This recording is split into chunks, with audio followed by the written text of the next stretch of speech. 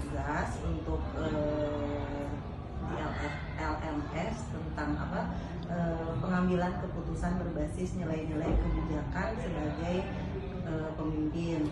Nah, tugasnya itu saya harus mewawancara dua kepala sekolah yang berbeda. Nah, satunya kepala sekolah di mana saya tempat berada, dan satu lagi adalah kepala sekolah yang lainnya, Bapak. Pada kesempatan ini mungkin nanti saya akan memberikan beberapa pertanyaan, yaitu ada 8 pertanyaan ya Pak ya.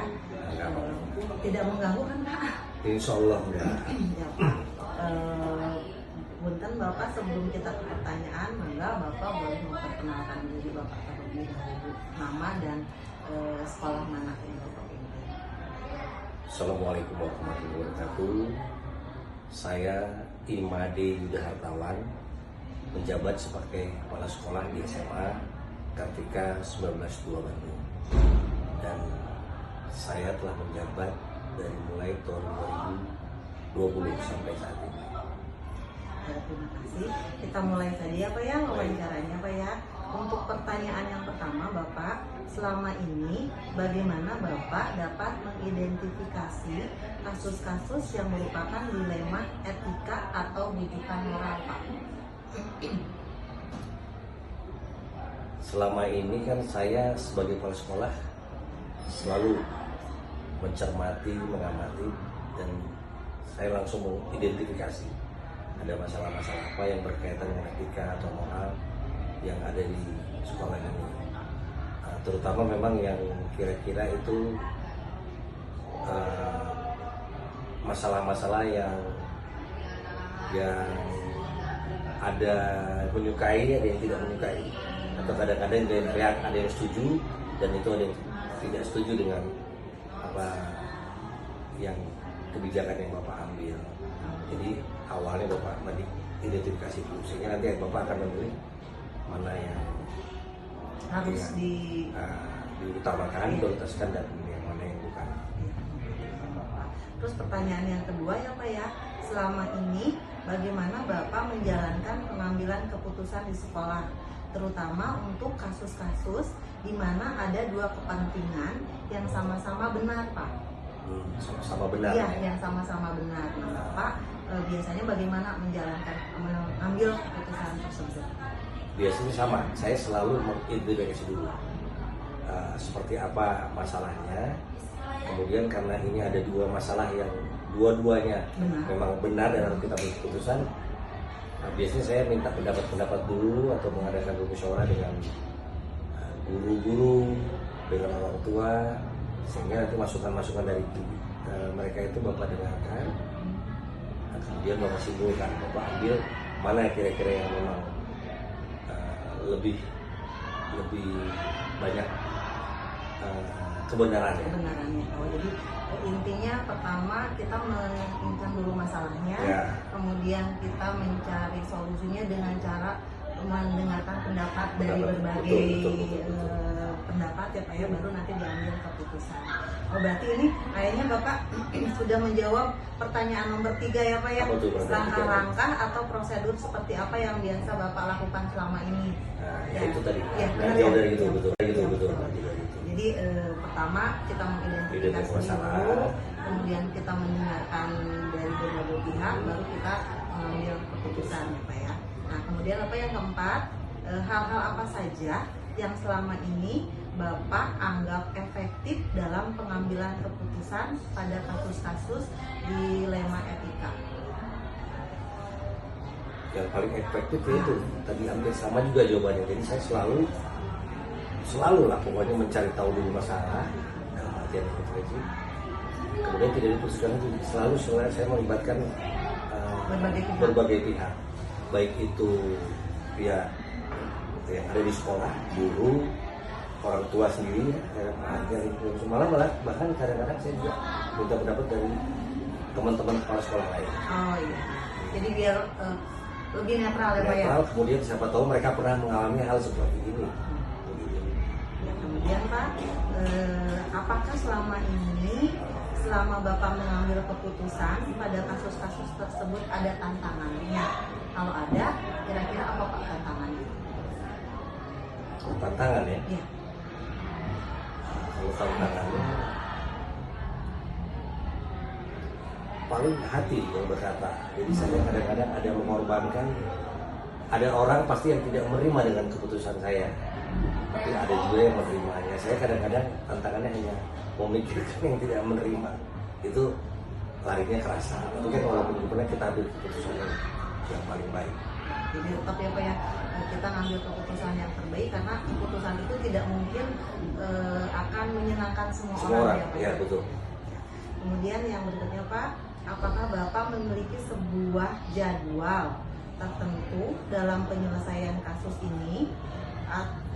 Apakah Bapak langsung menyelesaikan di tempat? Dalam penyelesaiannya itu dalam bentuk atau prosedur seperti apa yang Bapak jalankan? Ada pakai jadwal, artinya Bapak nggak langsung di jadwal itu. Apalagi kalau masalahnya boleh bilang menyangkut banyak orang, sehingga Bapak pasti akan memutuskan tidak dalam hari itu. Oh iya, jadi tetap di jadwal ya. Di jadwal. Bapak, untuk pertanyaan berikutnya, apakah seseorang atau faktor-faktor apa yang selama ini mempermudah atau membantu Bapak dalam pengambilan keputusan? Apa tadi? Apakah ada seseorang atau faktor-faktor apa yang membantu Bapak dalam pengambilan keputusan? Ya, ada faktor-faktor memang yang mendasari saya untuk mengambil suatu keputusan. Yang pertama yang tadi itu, saya kan punya bawahan, ada wakil saya di bidang kurikulum atau di bidang siswa, pokoknya saya orang-orang itulah yang benar-benar kita boleh dibilang andalkan. Kalau memang kita ambilnya keputusan kurikulum, pasti saya lebih banyak meminta pendapat dari bagian kurikulum. Kalau misalnya faktornya nanti kesiswanya. Ya, jadi intinya berkolaborasi ya Pak ya, berkolaborasi lah gitu dalam pengambilan keputusan. Betul. Baik Bapak, pertanyaan yang terakhir Pak, Pak, dari semua hal yang telah disampaikan, pembelajaran apa yang dapat Bapak petik dari pengalaman Bapak ketika mengambil keputusan dilema etika? Jadi pada saat Bapak mengambil keputusan ini nih, kira-kira pembelajaran apa yang Bapak petik untuk pengambilan keputusan ini? Saya bisa mengambil pelajaran bahwa ya kita di bawah keputusan itu tidak mengenakan semua orang, tapi saya tetap harus bisa mengambil keputusan bagaimana supaya yang tidak enak ini bisa menerima apa yang kita putuskan. Jadi pembelajarannya paling saya harus mengerti banyak. Saya harus mengerti. Jadi kita berusaha untuk mengerti semua orang dan ya keputusannya berusaha dan bisa memberi pengertian juga kepada orang. Cukup Pak pertanyaannya untuk wawancara pengambilan keputusan berbasis nilai-nilai kebajikan sebanyak mungkin. Mudah-mudahan wawancara ini memberikan pengetahuan kepada saya untuk ke depannya. Terima kasih atas waktunya Bapak. Amin. Assalamualaikum warahmatullahi wabarakatuh. Waalaikumsalam warahmatullahi wabarakatuh. Assalamualaikum Bu Lilis. Waalaikumsalam. Ibu Bunda ini mengganggu waktunya. Saya itu ada tugas ya Bu ya, harus mewawancara 2 kepala sekolah untuk tugas demonstrasi kontekstual pengambilan keputusan berbasis nilai-nilai kebajikan sebagai pemimpin. Bagaimana Ibu? Boleh saya mengganggu waktu Ibu? Boleh, silakan. Terima kasih Ibu. Perkenalkan, sebelum saya mewawancara Ibu, dengan saya Yeni Yunisi, saya CGP Angkatan 11 Kota Bandung dan mengajar di SMA Kartika 1902. Maaf Ibu, sebelum kita mulai wawancaranya, mangga Ibu memperkenalkan dulu Ibu dari mana. Bismillahirrahmanirrahim. Assalamualaikum warahmatullahi wabarakatuh. Saya Lilis Siti Nurmida SPD. Kebetulan saya kepala sekolah di SMA Nusantara 1. Ibu, mari kita mulai aja Bu ya. Dalam wawancara ini saya akan menyampaikan 8 pertanyaan ya Bu ya, yang berkaitan dengan pengambilan keputusan. Pertanyaan yang pertama, Ibu, selama ini bagaimana Ibu dapat mengidentifikasi kasus-kasus yang merupakan dilema etika atau bukan moral, Bu? Terima kasih Bu Yeni untuk menyikapi dan mengidentifikasi kasus-kasus yang ada di dalam sekolah yang berhubungan dengan rujukan moral. Saya bisa tahu jika ada dilema etika ketika ada situasi di mana kepentingan atau nilai-nilai bertentangan. Misalnya, jika ada siswa yang mengalami permasalahan di rumahnya, otomatis akan berdampak masalah tersebut dibawa ke sekolah. Oh, gitu ya Bu ya. Jadi dilema etika itu apabila suatu ada pertentangan ya Bu ya. Betul. Ya. Baik, Bu, pertanyaan yang kedua ya Bu ya. Selama ini bagaimana Ibu menjalankan pengambilan keputusan di sekolah, terutama untuk kasus-kasus di mana ada dua kepentingan yang sama-sama benar atau sama-sama mengandung nilai kebajikan? Baik, dalam menjalankan pengambilan keputusan yang sama-sama penting, saya biasanya membicarakan dulu permasalahan tersebut dengan para guru atau juga dengan tim atau juga dengan komite sekolah, kemudian dimusyawarahkan dan saya nanti akan mengambil keputusan berdasarkan apa yang terbaik untuk semua. Jadi intinya keputusan yang diambil itu agar baik untuk semua pihak ya Bu ya. Kemudian Bu, pertanyaan yang ketiga, langkah-langkah atau prosedur seperti apa yang biasa Ibu lakukan selama ini dalam pengambilan keputusan? Langkah-langkah atau prosedur yang saya ambil dalam mengambil keputusan biasanya yang pertama mengidentifikasi masalah dulu, kemudian menentukan nilai-nilai moral yang terbenar. Juga keduanya mengumpulkan informasi yang relevan dari semua pihak yang terlibat. Kemudian yang ketiganya menganalisis konsekuensi dari berbagai pilihan yang ada.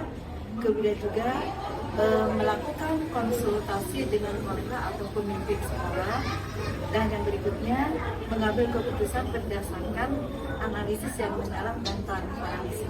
Itu. Baik Bu, sekarang kita ke pertanyaan nomor 4 ya Bu ya. Hal-hal apa saja yang selama ini Ibu anggap efektif dalam pengambilan keputusan pada kasus-kasus dilema etika Bu? Hal-hal yang saya ambil yang efektif pada saat mengambil keputusan pada kasus-kasus dilema etika adalah hal yang dianggap efektif dengan melibatkan termasuk komite sekolah, juga para guru dan tim sekolah dalam proses diskusi serta untuk mengambil keputusan yang terbaik yang dapat membantu. Jadi pada pengambilan keputusan itu dikomunikasikan ya dengan pihak sekolah. Ya. Nah, kemudian Bu, yang kelima, hal-hal apa saja yang selama ini merupakan tantangan dalam pengambilan keputusan pada kasus-kasus dilema etika Bu? Oke. Yang merupakan tantangan dalam pengambilan keputusan pada kasus-kasus dilema etika adalah tantangan dalam mengambil keputusan seperti kepentingan konflik antara pihak yang terlibat, kemudian juga tekanan dari luar, kemudian juga ketidakpastian dalam memilih keputusan yang tepat. Kadang-kadang sulit untuk membuat keputusan yang diterima oleh semua pihak. Oh, jadi Ibu lebih mempertimbangkan bahwa keputusan itu harus bisa diterima oleh semua pihak ya, biar semuanya enak gitu Bu ya. Nomor berikutnya Bu ya, apakah Ibu memiliki sebuah jadwal tertentu dalam sebuah penyelesaian kasus dilema etika? Apakah Ibu langsung menyelesaikan di tempat atau memiliki sebuah jadwal untuk menyelesaikannya? Baik, untuk menyelesaikan jadwal tertentu di dalam menyelesaikan permasalahan khususnya kasus dilema, sebetulnya saya tidak memiliki jadwal yang tetap, namun saya selalu berusaha untuk menyelesaikan permasalahan tersebut secepat mungkin dengan langkah yang saya ambil, tetap berhati-hati dengan melihat berbagai aspek. Jadi tidak ada jadwal khusus ya Bu ya, pokoknya kalau ada permasalahan langsung diselesaikan pada saat itu juga. Yang ketujuh ya Bu ya, adakah seseorang atau faktor-faktor apa yang selama ini mempermudah atau membantu Ibu dalam pengambilan keputusan dalam kasus-kasus dilema etika? Alhamdulillah untuk menyelesaikan berbagai kasus-kasus dilema etika, alhamdulillah saya terbantu oleh dukungan dari kolega dan dari tim manajemen psikologi, sehingga kita bisa bekerja sama, kemudian juga bisa memberikan berbagai macam masukan-masukan yang sangat berharga, sehingga perjuangan tersebut bisa bersama. Bu, pertanyaan terakhir ya Bu ya. Maka, silakan. Dari semua hal yang telah disampaikan, pembelajaran apa yang dapat dipetik dari pengalaman Ibu dalam pengambilan dilema etika Bu?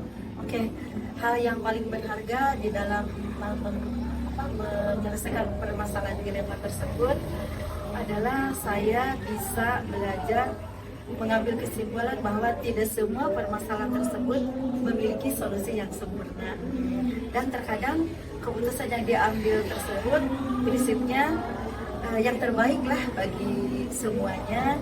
Dan saya juga menyadari bahwa betapa pentingnya transparansi dan komunikasi dari semua pihak dengan cara yang terbuka, sehingga bisa menyelesaikan berbagai masalah dilema etika yang ada di sekolah. Ibu, terima kasih atas waktunya. Punten sudah mengganggu. Mudah-mudahan saya dapat mengambil pelajaran dari jawaban-jawaban yang sudah Ibu berikan. Sama-sama Bu Yendi, mohon maaf jika nanti di dalam jawaban-jawaban yang diberikan tidak sesuai dengan apa yang diharapkan, mohon maaf.